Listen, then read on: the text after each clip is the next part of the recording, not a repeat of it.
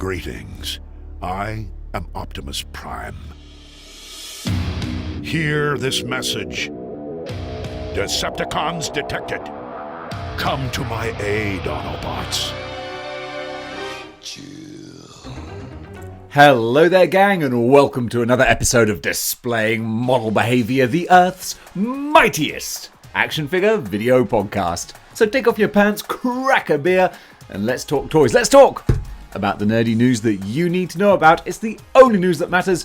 It's good news. But before we go on to that, if you'd like to support the show, then you can go over to patreon.com/displaying model behaviour, toss a couple of bucks my way, and really help out the channel. But if you can't afford to do that, doesn't matter, because I'm going to hit you up with the news anyway, because that's just the kind of guy I am.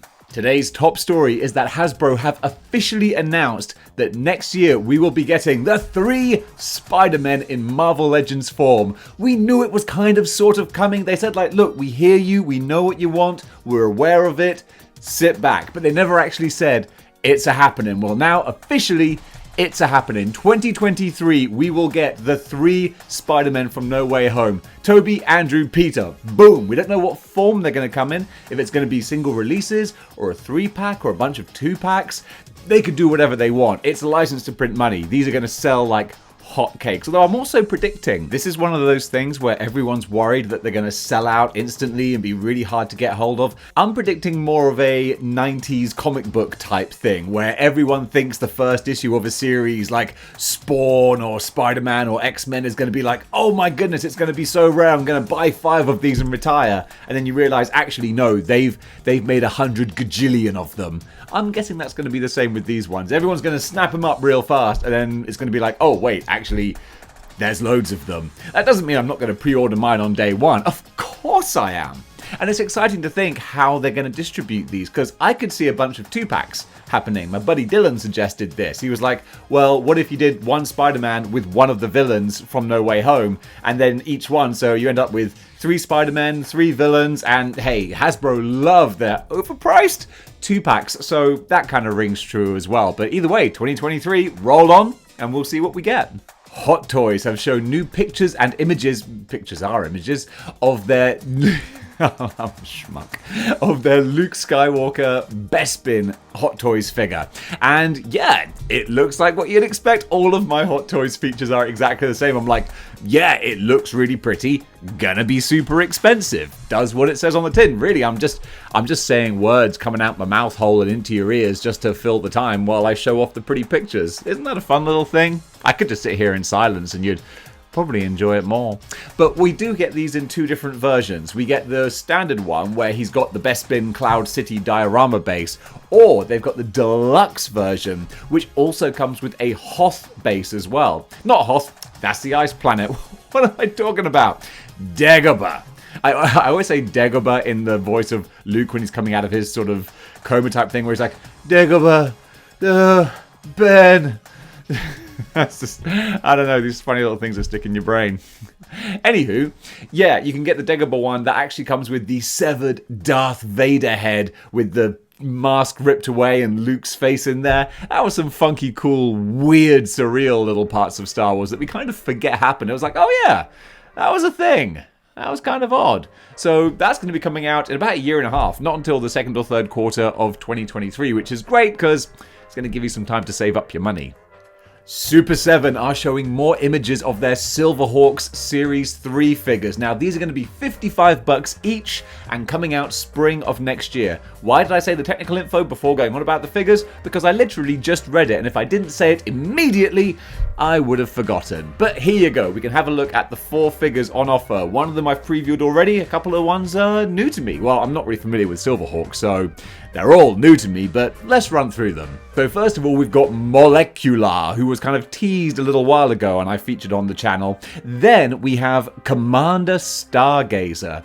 An ex-girlfriend of mine, she used to have the nickname Stargazer. That was kind of cute. It was a very sweet little thing. Relationship ended horribly. Anyway, moving on.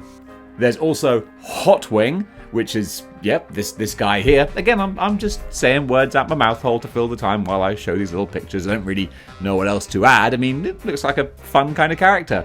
And finally, we've got Mumbo Jumbo, which is a weird funky, silly, quirky little name, and looks like it kind of fits the character as well. A little mismatch of different things going on there. I don't know anything about Silverhawks lore, but people are clearly demanding it, so they're going to make some folks happy. Now this is kind of cool. McFarlane Figures are kind of bringing out the previous DC Essentials Deceased figures. So from what I understand, these were figures that were shown and previewed and prototyped right before McFarlane took over the DC license. And people were like, oh man, we're not going to get the figures, but come on, with the deceased figures. And McFarlane were like, okay, you know what, we'll actually make good on these figures that were previewed. So these aren't the normal McFarlane DC Multiverse figures. These are kind of like brought up from the past. They were almost on the chopping block, but then just to basically do like a little make good for the fans who really wanted them, they're bringing them out now, and they look grim, gross, and disgusting, so let's run through them. So we got the grim, gross, horrible versions of these characters. First of all, a zombified Nightwing with all the zombie features, I guess, that you'd come to expect. Then also, you've got a zombified Batgirl who looks similarly grim and gruesome. Also, a Deathstroke. Deathstroke's always cool. I'm not a DC guy, but I appreciate cool, badass characters, and that's pretty much what Deathstroke is. And then finally, of course, they've got the Red Hood. Red Hood, also another badass character. I haven't seen that many DC movies, but I saw Under the Red Hood, and that was actually a really, really cool one. And I even mispronounced Hood there for a second, but I'm going to keep on rolling, because that's what I do. Just call me Fred Biscuit. Wow, words are hard. But you know what I meant, like, keep on rolling, baby. That would have made sense if I didn't mess everything up that I was saying. I'm going to keep rolling.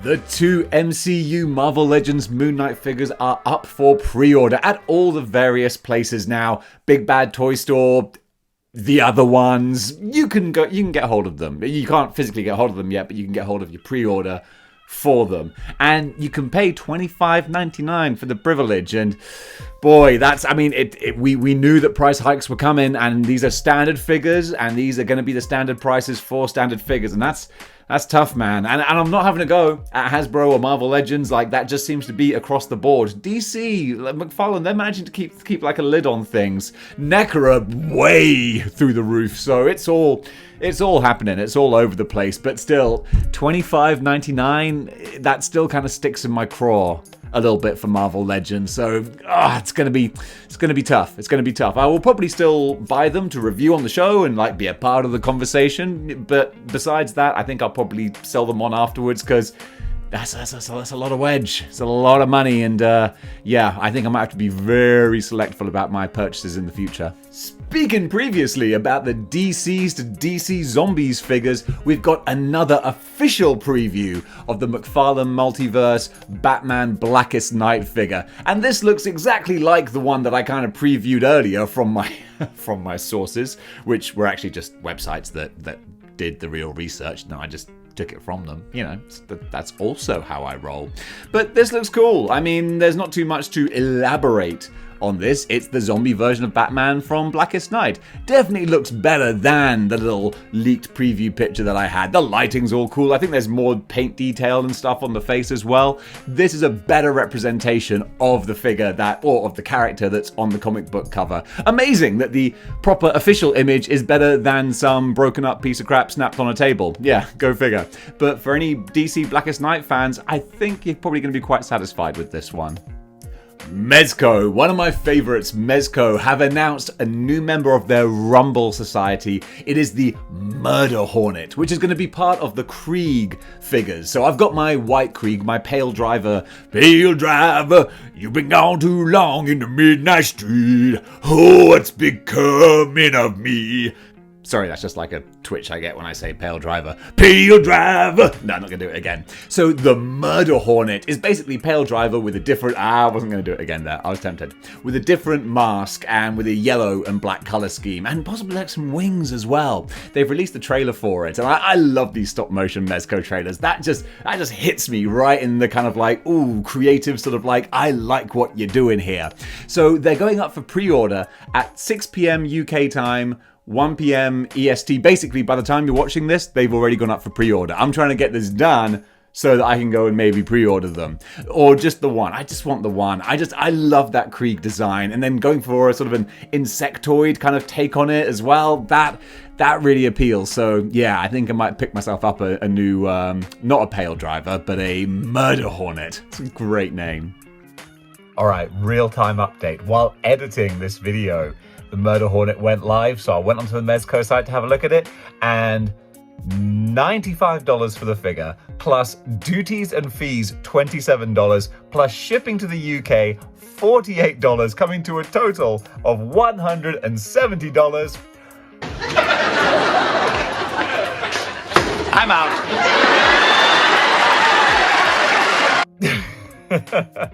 I think I'll stick with my Pale Driver. Pale Driver, you've been down too long in the midnight street. The Hasbro Pulse Power Rangers team did a live stream, and I'm going to have to read off a lot of this because I am not familiar with a lot of the figures and characters, but they've been busy. They showed a whole heck of a lot, so I'm going to glance down to my notes here and we'll run through what they told us about. So first of all, they informed us that the second half of the Dino Fury line is going to be dropping in the fairly near future. Appreciate the accuracy on that one. Then they went over to discuss the recently announced Lord Dakin full-scale helmet and the Red and Yellow Ranger Lightning Collection swap figures that went up for pre-order at GameStop the other week. So we got some images and just some more info there, but again, I can't relay too much because Power Rangers, it's not my jam. I appreciate it, but I'm just not a huge fan. They also showed the second wave of ninja figures with the red, yellow, and pink ninjas, and actually, I gotta say, I think the sculpting on these look really nice. I think maybe the Power Rangers line have gone up a little bit, in my estimation. Maybe I'm crazy, but the robes, the wraps and the robes and the ripples, it looks like a lot of work has gone in there. And actually, this might be a very small thing, but I think when you can only see just the eyes, then the eyes have to be really good. And the expressions, just the squint and the eyebrows, I think they're really expressive. So, yeah, if you're a Power Rangers ninja person, then these actually look really good. Then they have the Red Power Ranger cosplay display sword, and this looks really good actually. It looks like a prop straight out of the TV show, and I love that kind of thing. 39 inches with sound and all kinds of different electronic effects and a display base as well. I totally get this. This actually, I love props. I love full-scale replicas and stuff, and this looks perfect. So yeah, I think this might make some hardcore Power Rangers fans very happy. Okay, now this last one I'm definitely just going to straight up read off. We saw the Zord Ascension Project Dragon Zord, which is a 1/144th scale figure. Now this has little minifigures inside, and it combines with the other ones to make the Super Ultra Mega whatever Zord it is. I can't keep track, don't call me on it, you nerds. Apparently the Dragon Zord... I'm sorry for calling you nerds. The Dragon Zord is not up for pre-order yet, but apparently it will be cheaper than the previous Megazord. Now let's go over to the Transformers Hasbro Pulse livestream. They just can't stop themselves from pulsing. They're just a pulsing, throbbing, gyrating producer of action figures. Gotta love it. First of all, they showed the Robosen Optimus Prime trailer. Because if you're annoyed that you haven't been able to spend an extra $750 recently, don't worry. They got you covered. I mean, look, I'm not going to bash Robosen because that Optimus Prime figure is insane. I'm like, yep, okay, I can see where the money's gone. It's amazing. And now he's got the trailer as well. And of course, because they're terrifyingly sort of self-aware, they can connect with each other and separate, and the trailer transforms, and you got Roller there, and it can turn into the battle command base and all that stuff. Optimus Prime interfaces with it. It looks crazy. It looks really amazing. So, I mean, it should do for $750. That's a lot of quiche. It's a lot of shroot bucks. But, I mean, if you've got it and you love Transformers, then just look at the trailer they made for it. It's a trailer for a trailer. Inception trailer. Why am I popping for my own nonsense? Someone has to. But yeah, go check it out. Or you don't have to buy it. Don't worry. You're not legally obliged. Just watch the trailer. It does look really cool. Okay, then with the rest of the Transformers livestream, they had loads of announcements and reveals, and I'm gonna look at my notes while talking about them because, yeah, there's a lot of names and different lines and stuff, and I need to get this straight up in the old brain noggin. So as I talked about yesterday, they showed the Transformers Generation Legacy Series Commander Decepticon Motormaster. You see, that's why I have to read this off. Did you see how many words are in that title? It's ridiculous. And I'm going from the UK store here. He's going to be retailing for £90.99. That's really bonkers. How big is this figure? I don't know about this. Guys, 90 bucks? That's crazy. I don't know, man. Like, this he'd have to be huge to justify that price to me. I'm not sure. You Transformers folks, you're a step above the rest of us, I think. You're a little cray-cray.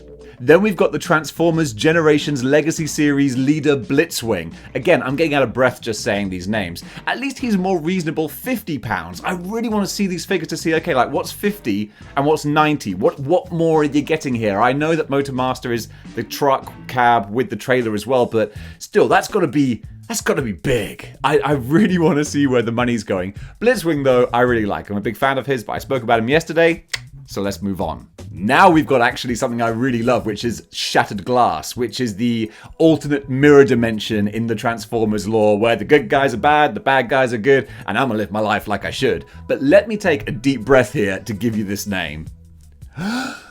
Transformers Generation Shattered Glass Collection Ultra Magnus and IDW Shattered Glass Ultra Magnus exclusive Hasbro Pulse variant cover. Whew! Now this is one I'm actually really interested in, just because Ultra Magnus is one of my favourite Transformers characters. He's full on lawful good in the Dungeons and Dragons scheme of personalities, and I always loved that, with all the craziness going on around him and all the manic, ridiculous Autobots like Blur and Wheelie and Hot Rod. He's just like, okay, can we all calm down and just try to get on the shuttle, alright? I will turn Cybertron around if I have to. I like Ultra Magnus. So evil Ultra Magnus? Yeah, I'm interested to see what that looks like. Then we got Transformers Generation Legacy Voyager G2 Universe Jaxus. I have no idea who Jaxus is. We got some pretty pictures at least, but besides that, I'm out. It's an unusual color scheme. I don't know if that's kind of the classic one or not, or I just don't recognize this bot, but I'm sure someone does, and hopefully he lives up to what your expectations would be.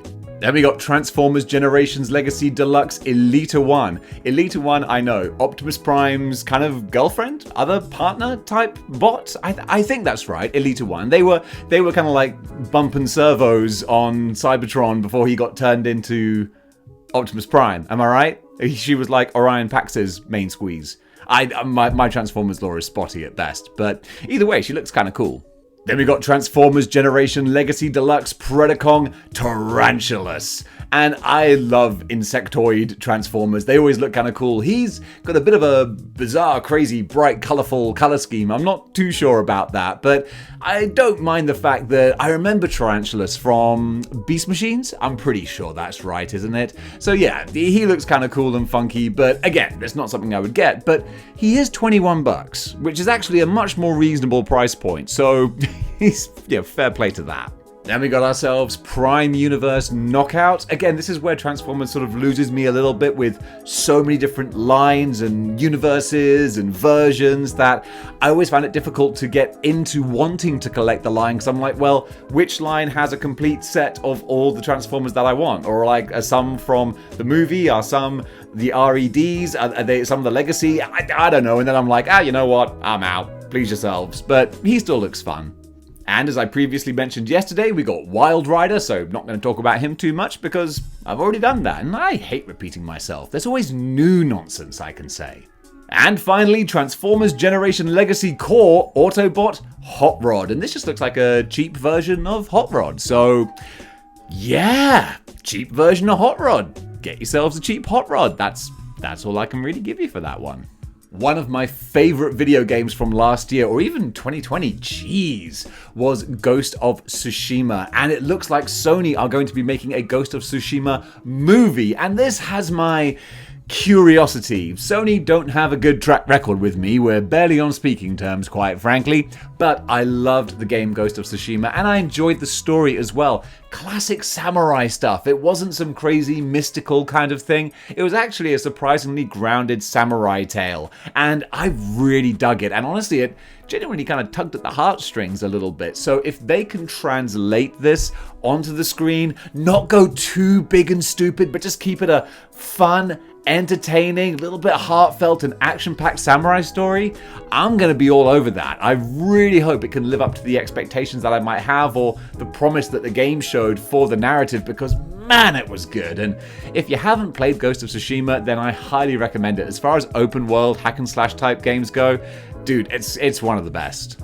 May 24th, The Batman is going to come to Blu-ray, DVD, 4K, UHD, you name it, all that jazz. It's going to come out on digital sooner, but I want to talk about the physical release, because I remember when I used to get really hyped for physical DVD releases. I had a big old collection on the wall, big old bookcases of DVDs. I thought, this is the definitive form of entertainment. Nothing's ever going to replace these.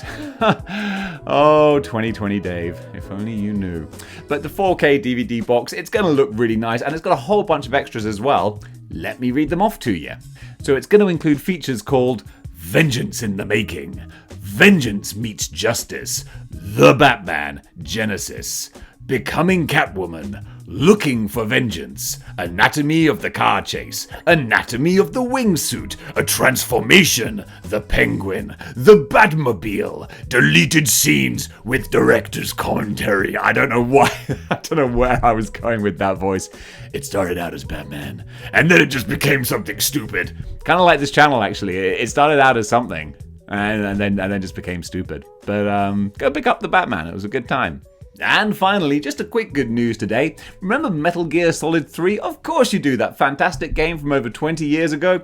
Yeah, there's still new stuff coming out about it. I wanted to speak about it because I love me some Metal Gear. This is one of these games that speedrunners love to do, and even after all this time, people are still finding new cracks and tweaks and ways of doing it. There's one part in the game which is really famous, where after having this really harrowing, traumatic, emotional battle scene, you just have to spend 2 minutes climbing a ladder, and it's kind of crazy. You just like go on the ladder, you press up, and he just starts climbing. You're like, how long is this going on for? It's just, and they start playing this music, and you get like a whole sort of somber musical number while he's going up the ladder. It's really dramatic, and it's a very clever sort of style of storytelling in gameplay. And someone actually figured out finally, after 20 years, if you actually stand at the bottom of the ladder, press a few things on the menu, do a little tweaking, then Solid Snake will just put his arms out by his side and shoot up like a rocket to the top of the ladder. And that's so bonkers and stupid. And I said it was Solid Snake. It wasn't. It was Big Boss. I knew that. I just thought that was a fun, quirky, ridiculous story to end good news with. So all you Metal Gear Solid 3 speedrunners out there, now you know what you guts to do. And folks, that does it for Good News for today. What did you think of the stories I was talking about? There was an eclectic bunch in there, but a lot of stuff to get excited about. So comment below, let me know. And if you like what you see here, guys, and you want to see more, then you know what to do. I mean, I'm not telling you anything new here. You've got to join the 6-1 clicks. That's 6-1 clicks. What is the click coming from? It's from clicking the like, share, and subscribe buttons. That really helps out the channel, especially the likes. Those big old thumbs up, they go a long way. And if you want to go one step beyond in supporting the channel, then you can do as well. Don't be shy. You're welcome to. You can go over to patreon.com/displaying model behavior. Just like these beautiful saviors of model behavior did. You can toss a couple of bucks my way, and it really helps out the channel. It gives me more time to put together and edit videos, and less time serving drinks down the local pub, which yeah, the less I can do that, the better these videos will be, that's for darn sure. Don't make me go back there. Alright guys, thank you so much for watching, and until next time, keep displaying model behavior.